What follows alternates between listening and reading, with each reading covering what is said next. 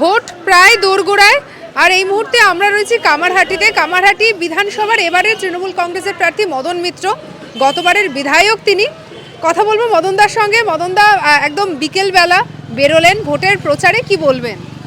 বাস এই প্রত্যেক দিনই সকালে বেরোই, ফিরে আসি দুপুরবেলা। দুপুরে 2 ঘন্টা একটু থাকে, গ্যাপ থাকে, তারপর আবার বিকেলবেলা বেরিয়ে প্রথমে মা ভবতারিণী একবার মন্দিরে যাই, মানে মন্দিরের ভেতরে পুরো যাই না, মন্দিরটা ছুঁয়ে যাই, মন্দিরটা ছুঁয়ে তারপরে মাকে প্রণাম করে।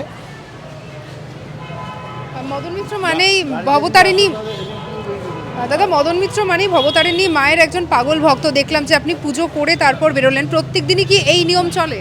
অ্যাকচুয়ালি পাগল ভক্ত মানে সেই অর্থে যে বিরাট আমি পূজা অর্চা করি বা এটা বললে মায়ের ভক্ত, ক্ষেত্রে আপনাকে ছুটে আসতে দেখা যায় মায়ের কাছে। হ্যাঁ, তার কারণ এইটা হচ্ছে আমার ঘর, আর এইটা হচ্ছে আমার মায়ের ঘর। তো ন্যাচারালি আমরা মায়ের এত কাছে থাকে, সব কিছুতেই একবার মাকে জয় মা ভবতারিণী বলে বেরোলে মনটা ভালো হয়ে যায়। এবারে লড়াই কি হাড্ডাহাড্ডি হতে চলেছে? না না, কোনো লড়াই নেই, সেকেন্ড আর থার্ডের লড়াই। কারণ 2011-র পরে 2016-তে আমরা একটা অন্যরকম ফল দেখেছিলাম, আপনি হেরে গেছিলেন। আবার 2021-এ আপনি ফিরলেন। ছিলাম না, তার কারণ আমি ছিলাম না, আমার অবর্তমানে ভোট হয়েছিল। বলা হয়েছিল যে উনি আর কোনোদিনই আসবেন না, এইসব মিথ্যে কথা বলে মরে গেছে, ওকে পাওয়া যাবে না কোনো দিন, এইসব করে। কিন্তু একটা কি,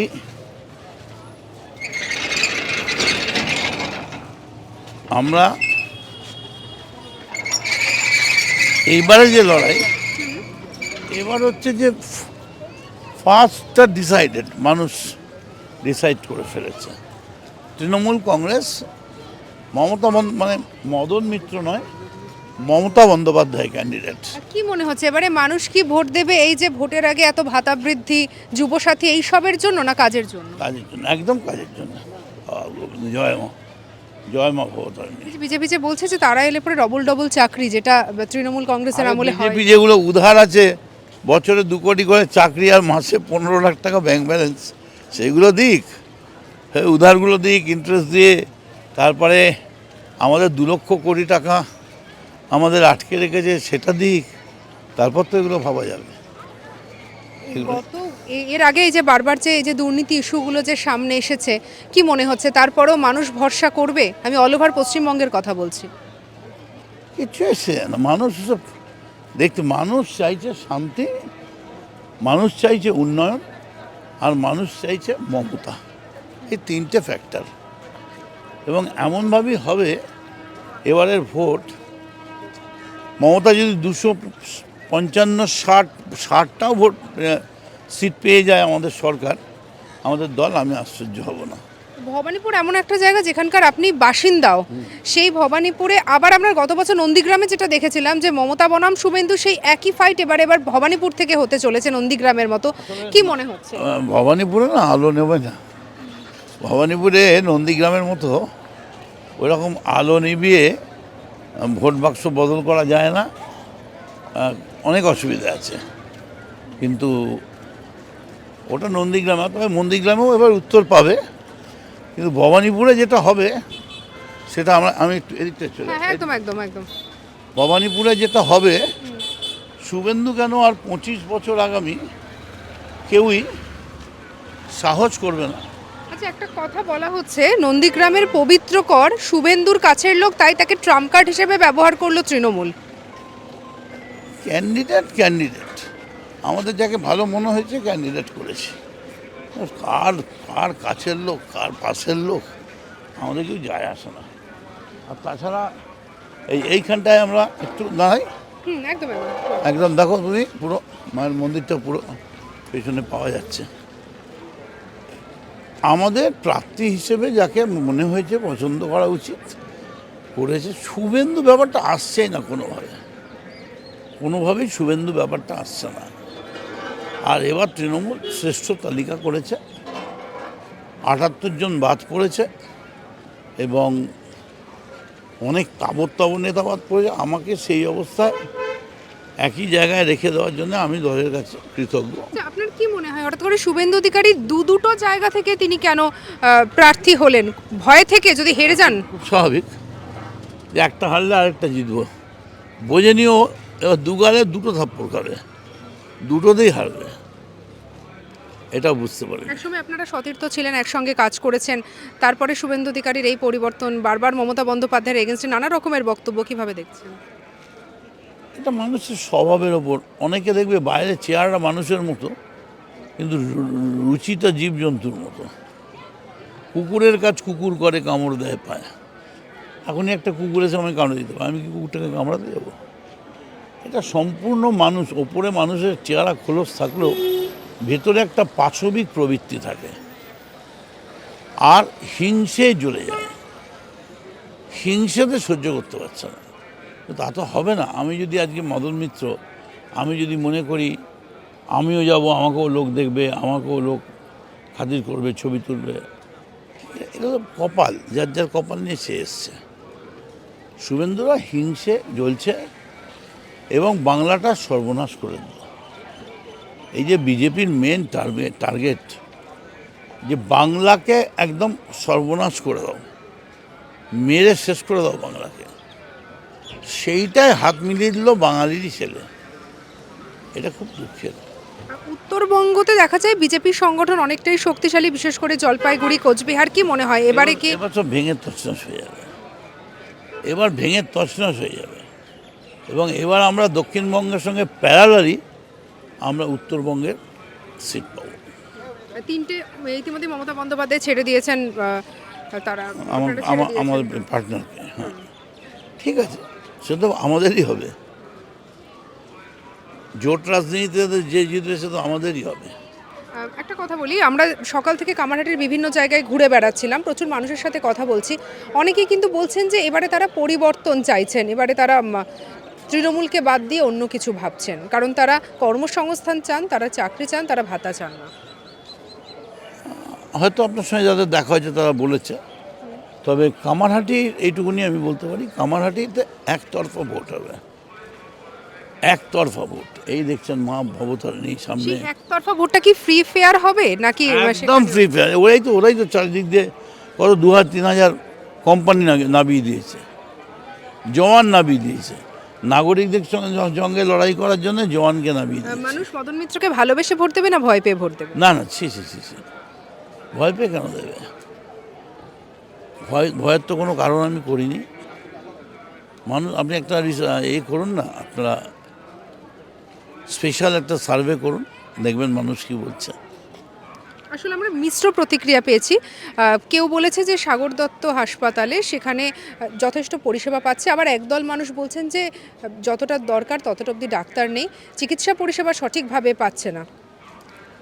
একটা নতুন জিনিস তৈরি হয়েছে, একটা বাচ্চাও যদি জন্ম নেয় সে তো জন্মেই MA পরীক্ষা দেয় না, তাকে নার্সারি পড়তে হয়, প্রিপারেটরি পড়তে হয়, 1-2 পড়ে আস্তে আস্তে বড় হয়। তেমনি সাগর দত্ত 5-7 বছরের, 10 বছরের একটা, এতে যেটা মানুষ জানে না, মানুষের দোষ নেই।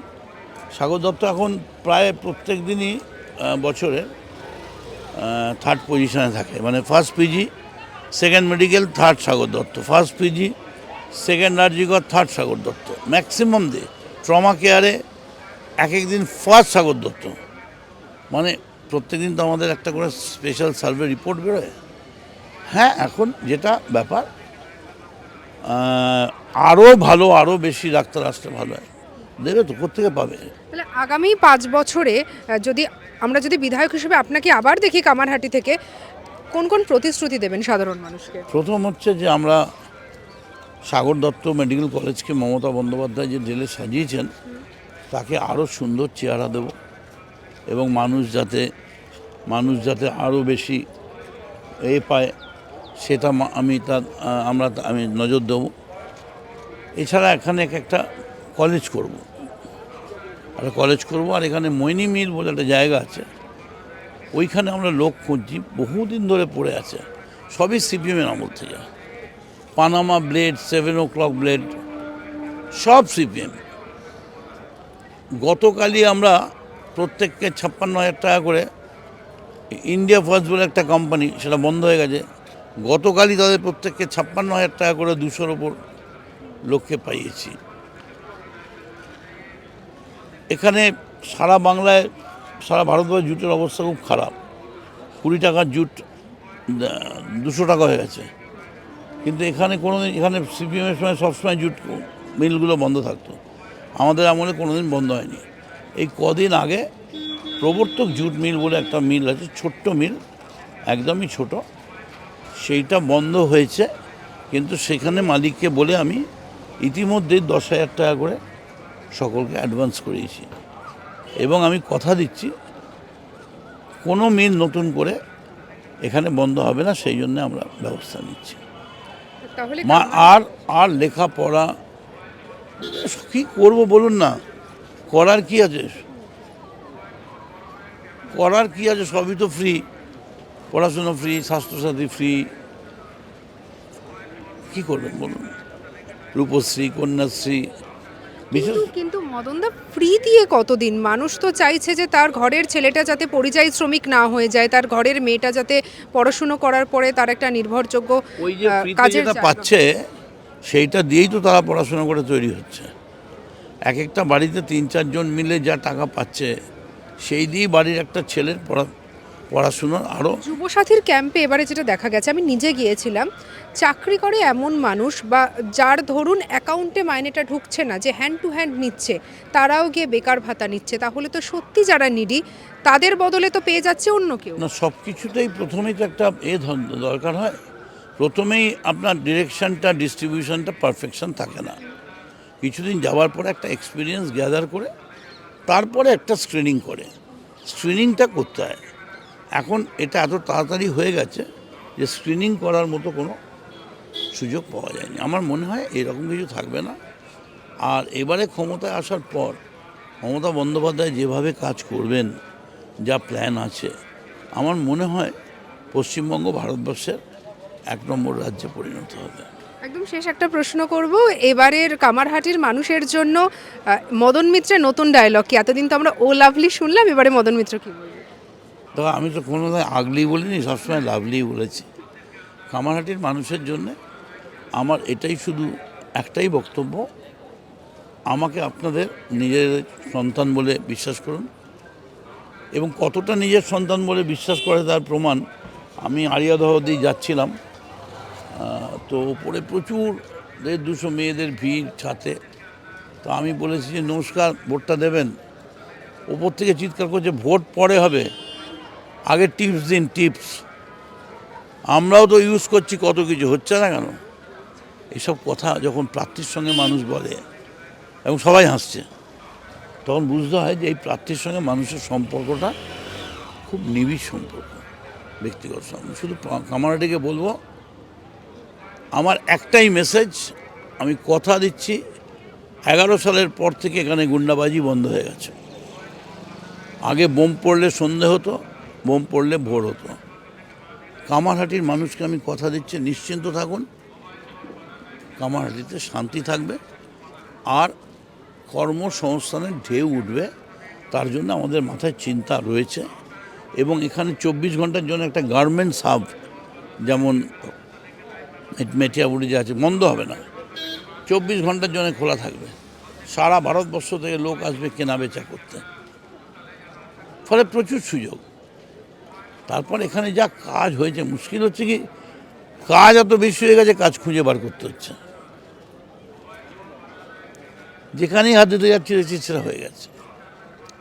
তবে সাগর দত্তটাকে একটা এমন হসপিটাল বানাবো যে লোক আর ডানলপ পেরোবে না। বেশ, ধন্যবাদ। আমাদের সঙ্গে ছিলেন মদন মিত্র, আমরা কথা বললাম। অবশ্যই আগামীতে আমরা জানি যে 29শে এপ্রিল হচ্ছে নির্বাচন, আর তারপরে 4 মে হচ্ছে সেই ভোটের ফলাফল। আর তাতে কিন্তু দেখার যে আগামীতে ঠিক কি হতে চলেছে। কামারহাটি থেকে এবারও কি মদন মিত্রই বিধায়ক হবেন নাকি অন্য কেউ? অবশ্যই সেই দিকে তো আমাদের নজর থাকবে। সঙ্গে রাখুন আজ তাক বাংলাকে, সাবস্ক্রাইব করতে ভুলবেন না।